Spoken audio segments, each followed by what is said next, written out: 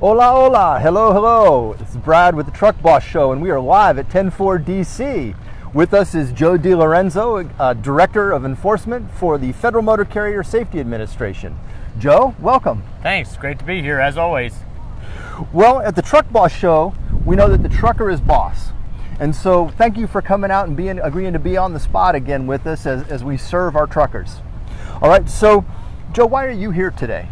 Sure, I think I'm here for the same reason that everybody is. Anytime these guys can come down and gals and we can get a chance to get together to talk about what the issues are and to look together for solutions, I think that's a good thing. So, you know, it's part of our responsibility in the government to come out and to listen and to talk to everybody. All right, and what is it that you want to tell the truckers today? Well, I think the main thing that we've all learned over the last couple of years in these discussions that I don't think we can reiterate too many times is how important it is for everybody to participate.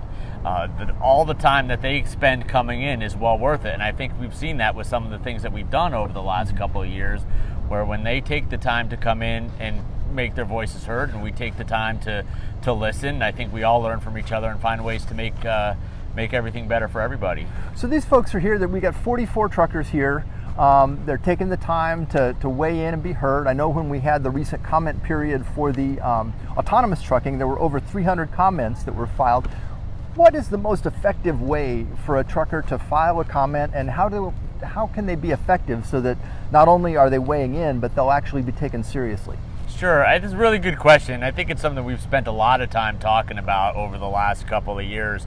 We dealt with it with hours of service. We're dealing with it again with hours of service now, as well as on the autonomous truck side and some other issues as well.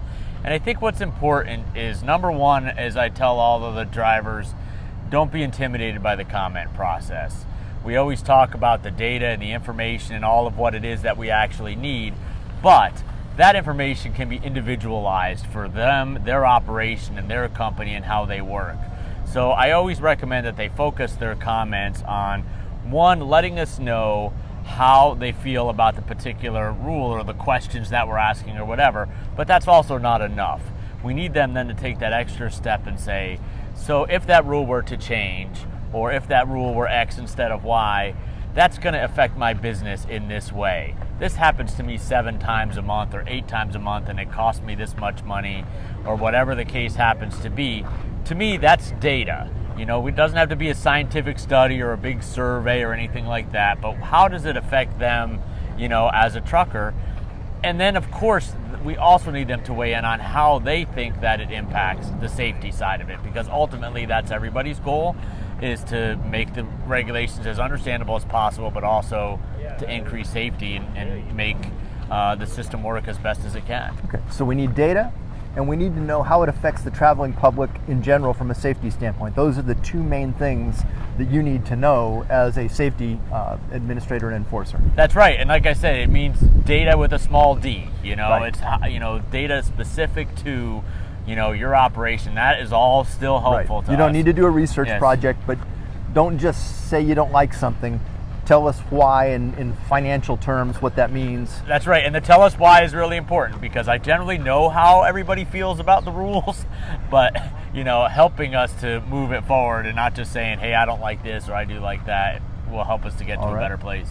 Well, real quick, as we wrap up, I want to know from you, we just started the new fiscal year, so tell us what drivers can expect from the FMCSA over the next year from a regulatory standpoint. Sure, I think it's going to be a busy year. I'll talk about the most obvious question of hours of service in a minute, but I think that I also don't want to gloss over the fact that we have a couple other big things coming up. Coming up this January is the launch of the Drug and Alcohol Clearinghouse, and this affects everybody and every driver in some way or another, where we're going to start to take those positive tests, that positive drug and alcohol tests, and they're going to be entered into a central system so carriers can identify those drivers that they don't want on the road. And that's important to all of us, because the industry doesn't want those drivers out on the road any more than any of us do. But it does affect in some way each driver. If they decide to take another job after January, they're going to have an account in the clearinghouse so that they can get checked out. And we don't want drivers to get caught out if they're looking for a new job come January. So we want everybody to go to our website, fmcsa.dot.gov. They can go on there and they can start to register already. next thing I think we're going to probably talk about is the most obvious question is kind of what's happening with hours of service. And I will give you my usual government answer. I guess we'll have to see. But the comment period still open. So back to your prior question, I still want to see people coming in and see people getting their comments in. They've got, I think, till the 21st, another couple of weeks to get that in. And then we'll start working towards a final rule as quick as we can, and we'll see, kind of what happens with that. So I think those are probably, the two biggest things that are going to affect, everybody that's out here today and all the drivers that are out there working and providing for their families. Now, what about autonomous trucking? I don't know that there's current rulemaking for autonomous trucks specifically, or I know there was a comment period. Where do we stand on autonomous? Sure, yeah. I mean, I think, that area, anytime you're dealing with technology is always a difficult case. I think the next year is still going to be filled with a lot of us all trying to get an understanding of what does this mean.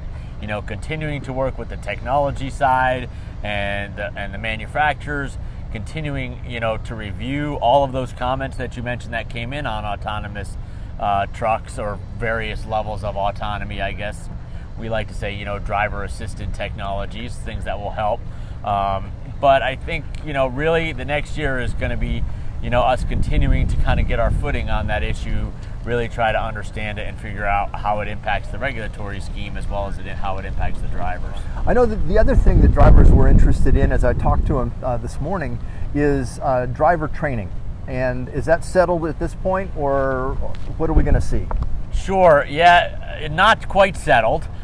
We recently put out a notice because we are talking about perhaps needing to delay some of the provisions of that rule because of the process of linking up IT systems with the states and things like that, which is always a challenge. So right now that comment period is open. We're reviewing those comments and trying to make decisions on how to go forward. So, kind of put a pin in that one. I think we'll know a little bit better where we're going to be in a couple of months with that issue. Well, very good. Well, thank you, Joe, for coming out and spending time with us. I know you're going to get around and talk to some of the truckers, and we'll let you do that. To everyone out there, weigh in. You can make comments on this show. It'll be up on archive in a few seconds. And we'll be here throughout the day talking to truckers and recording. For the Truck Boss Show, this is Brad Kuhn live from Washington, D.C. and 10-4 on DC.